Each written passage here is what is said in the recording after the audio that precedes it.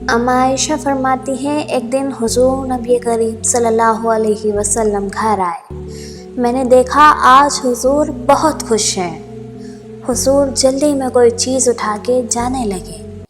मैंने रास्ता रोक लिया कि मैंने नहीं जाने देना। हुजूर ने कहा, आयशा मेरा कोई इंतज़ार कर रहा है। अम्मा आयशा ने कहा, हुजूर लोग तो आए ही रहते हैं, मेरी भी बात सुन लें। हुजूर ने फरमाया, अच्छा बताओ क्या बात है।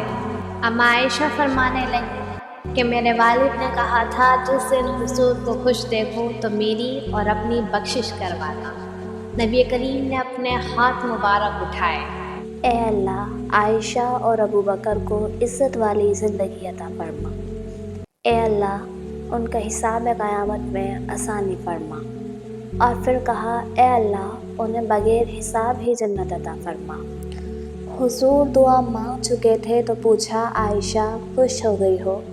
जी हुजूर हो गई हूँ। हुजूर उठकर जाने लगे तो वापस लौट आए और कहा, आयशा मेरी दुआ सुनकर रो रही हो?